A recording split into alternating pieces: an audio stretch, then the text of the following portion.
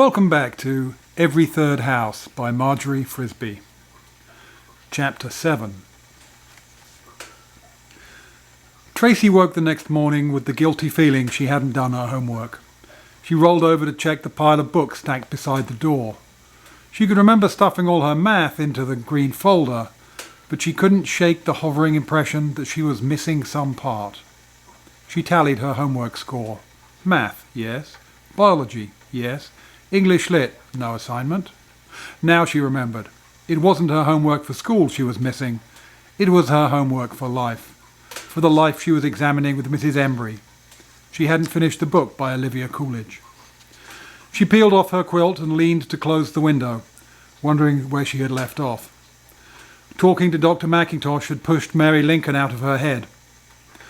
I guess I'd been too concerned about predisposing genes, Tracy thought. After all these things that happened to Mum happened to me. She lost a son. I lost a brother. She lost a husband. I lost a father. Am I going to get up some morning and throw the nice runny egg my grandma just served me into the trash? Tracy stretched, her arms folded underneath her head, her eyes on the ceiling, imagining such a scene. She'd be groggy and late some morning. Grandpa would be at the table, clear and cold, like some deep Wisconsin lake where it doesn't do any good to see the bottom because you are too numb to care what you see. She pictured her grandmother, cheerful and warm, even bustling, putting water on to boil in the poached egg cooker. She saw her open an egg carton, carefully select an uncracked egg, hit it sharply with a table knife, pour the translucent contents into a little buttered metal nest.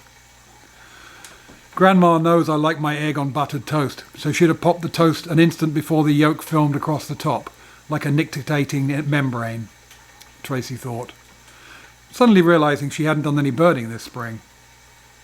Now would be the moment. Grandma would serve the lovely warm egg on the lovely warm toast, and Tracy would jab egg and toast distastefully into the waste can. Nope. Tracy couldn't imagine doing it. She was so hungry for that egg. The thought of it was tempting her out of bed. Her sigh was as deep as her relief. She didn't see how any predisposing genes could provoke her into such a bizarre reaction. Reassured, she thought maybe she could just read a little about Mary Lincoln before she got up and went out for the egg she was going to snarf down, not toss out. She couldn't hear anybody in the kitchen yet. Where am I? Tracy wondered, picking up the Coolidge book. She remembered she'd been reading about Mary Todd Lincoln nagging her new husband. When she found the place, Coolidge was making the point that Lincoln sympathized with his wife's emotional upsets because he, too, struggled with depression. Of course, he handled his disability better.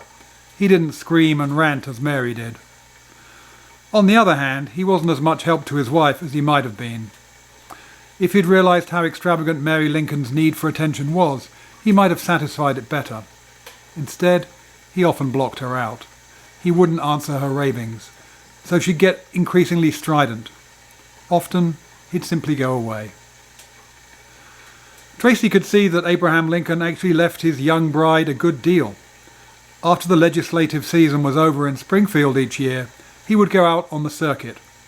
That meant Abraham Lincoln and a judge would travel for 3 months of the year, setting up circuit courts in all the remote communities that didn't have courts and judges and lawyers of their own. That must have been hard on the emotionally starved Mary, Tracy thought, especially when she was pregnant. One insight Tracy had gained from her marriage and family class was that a woman's need for her husband around when she was expecting a baby. Tracy knew her mother hadn't liked it much when her dad had gone out of town. Tracy had never realized before that maybe her father hadn't liked the travelling that much either. Although her book said Lincoln liked it, life on the circuit couldn't have been a piece of cake for Lincoln either. He was away from the boys he adored. He got poor food, dirty lodgings often, long rides on horseback. But he didn't complain. Stoic about his emotional ups and downs, he was also stoic about the inconveniences of country travel. I get the idea that the claims of politics put too much pressure on the Lincolns, Tracy told Mrs. Embry later that afternoon, at her appointment. Why so? Don't you imagine that long separations are bad for couples? Tracy was thinking about women whose kids she sat for sometimes. Their husbands were gone all the time. They seemed much happier when their husbands were in town. Mrs. Embry seemed distracted to Tracy, as if she wasn't focusing. Even so, Tracy was surprised when she asked, "Don't you think that absence makes the heart grow fonder?" Tracy felt hot bubbles rise through her cheeks. Her eyes flashed, but her voice broke. No, I don't." She turned her back on Mrs. Embry and pressed her hands against her burning face. She tried to go on. She cleared her throat carefully so she could say, "I don't think so at all." Whoa, I'm sorry." Mrs. Embry snapped down the pencil she'd been fiddling with and leaned forward on her elbows. "Tracy, I didn't mean to sound callous." She waited momentarily for Tracy to relax a little in her chair. Was it really so bad for her? For her? Tracy's voice was lost in her throat. For Mary Lincoln. "I guess what upsets me is how you said she was mentally ill. Now that I've begun looking at her life, I wonder how anyone would have reacted to all the stuff that happened to her." "It was hard being the wife of a president?" "Oh, long before that." "Okay then, being the wife of a circuit lawyer?" Tracy nodded. "That was hard, but at least she had friends. She was respected in Springfield. She had a sister there too."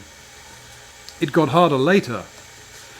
Tracy remembered what Coolidge had said about Washington when the Lincolns got there in 1847, when Abraham Lincoln was elected to Congress. Backyards with privies, pigsties, mansions next to shanties, unpaved streets where people tossed their garbage, pigs, geese and chickens dining on the refuse. Mary Lincoln had a 4-year-old and a 2-year-old. They all lived in a Washington boarding house. Democrats were in power. Lincoln was a Whig, so they had no decent social life. "How'd she cope?" Mrs. Embry asked. "Well, actually she didn't. She ran away to her father's house in Lexington, Kentucky." "I wonder if that was a good move," Mrs. Embry speculated reflectively. Tracy had considered that question too. There was something a little strange about it, she agreed. "You really are into this, Tracy. The way you drop your hints comes out like a mystery story." Tracy smiled. "Then here's a clue. To Mary Lincoln's fate." "What did she do?" Tracy enjoyed creating a little suspense. When she left Washington, she told her husband that she didn't owe anyone anything. And that wasn't true. No, she left 2 debts behind her. Now they were only for $14, but they were important enough for him to mention them in a letter. You have to realize that hiding debts is what got her into trouble later. She coped with her depression by spending. She spent royally. How did that help her? Tracy tried to recall how Coolidge put it. "I think Olivia Coolidge blamed the dull life Mary led because her husband was gone so much and was so devoted to his career. He was ambitious as she was." Tracy could tell the session was almost over. Mrs. Embry was on her feet, picking at the dead leaves hanging over the edges of the African violet pots.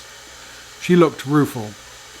"Your story has a very modern ring to it," Mrs. Embry said. "We tend to think our contemporary concerns are new under the sun, like we were the first generation to confront this. But there's Mary Lincoln, more than 100 years ago, with the problems of a corporate wife." Tracy pushed back her chair. She was ready to get back to class, but she had one last comment to make. "Yes, but she had it worse. At least the people I sit for have a little money. Mary Lincoln had to ride stagecoaches and railroads to Washington. She had to live in a boarding house with her spoiled kids." "Oh, Tracy, one more question." Mrs. Embry caught Tracy's arm as she passed the bookshelf. "Have you seen your mother yet?" "No, but I will soon. I talked to the doctor." "Did that make you feel better?" Tracy was beyond the door now. Mrs. Embry took a step into the hall. Tracy looked back over her shoulder and shrugged. She could feel Mrs. Embry's inquisitive gaze at her back, but she didn't look back again as she caught up with Jan.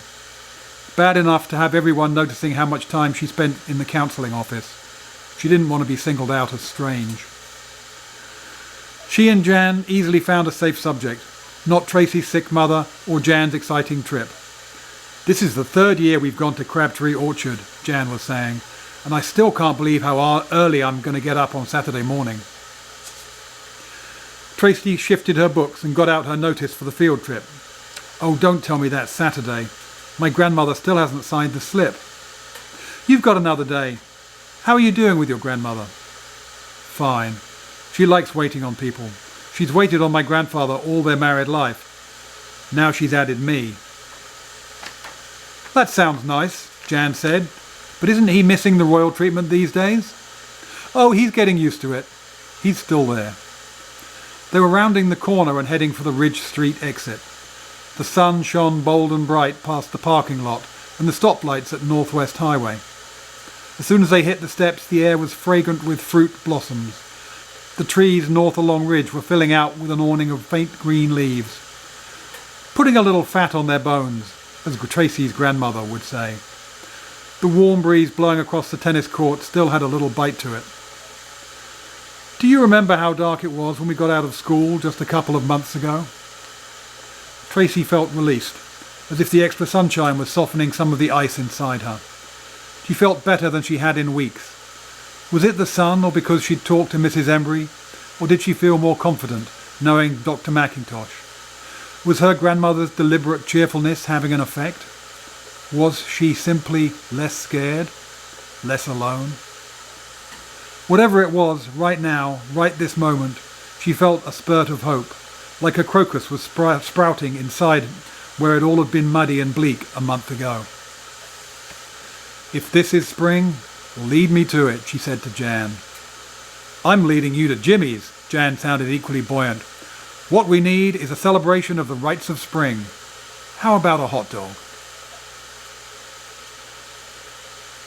Until next time, good night.